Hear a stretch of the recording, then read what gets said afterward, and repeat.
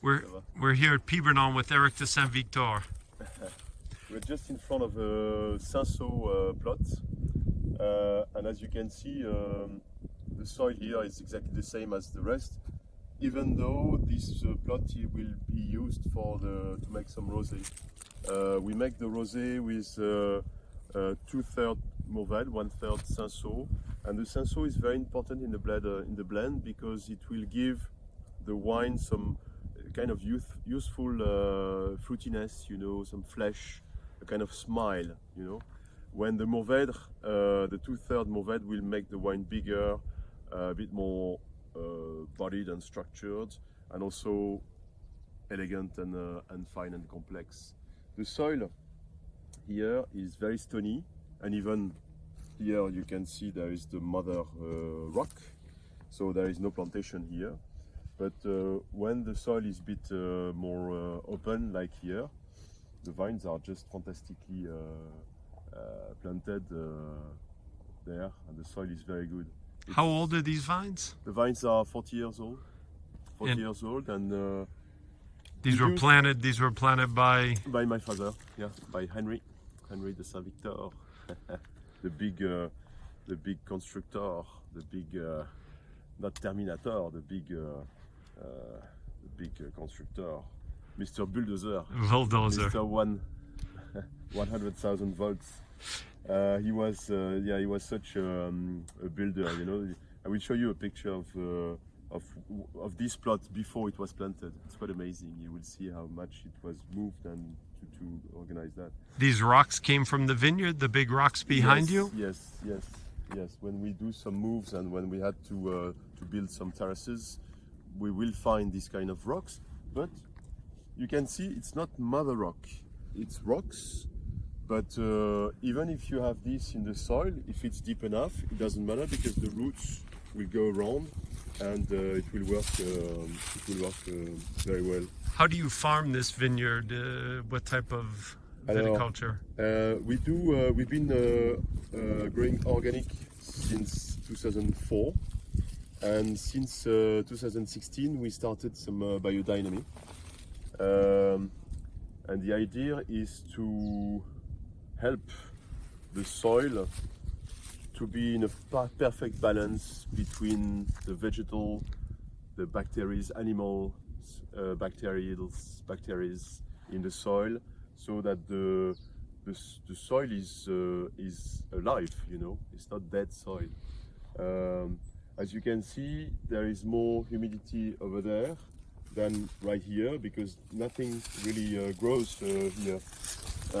You have this, and you have this, but it's not very green here. This is the top, and it's not so easy. But the vine is well. I mean, it's been growing for 40 years like this, and it's not a problem, right? It's not a problem. And this is a Cinsault. This is a Cinsault. Cinsault, Mourvèdre is like that, you know. The Mourvèdre likes very much the gobelet, and the Cinsault is more like dreadlocks, you know. So with the Cinsault, it's better if you can have some wires to help the branches to not to fall around the grapes, and then the grapes will be preserved from too much humidity and fear of rot and everything, you know. Do you cut the branches? No, as you can see, we try not to cut them. If we can, we try to keep them as much as we can because it's very good that the plant itself will organize its growing, you know. If you cut, then it will start again from the middle, and it will make this one, for instance. If you cut here, this one will grow, and it will make another branch, and it will make a branch with some grapes that will take the sugar, and the sugar is needed in the real bunches which are down, you know. So we try not to do it. We try to keep them as long as we can. And I don't cut my hair very much. and do you vinify your rosé to age? How do you do it in tank? What do you? Yeah, the rosé is very simply vinified and fermented. The most important is, of course, the day of the harvest, because we try to pick the grape on the very best day, you know, of the ripeness.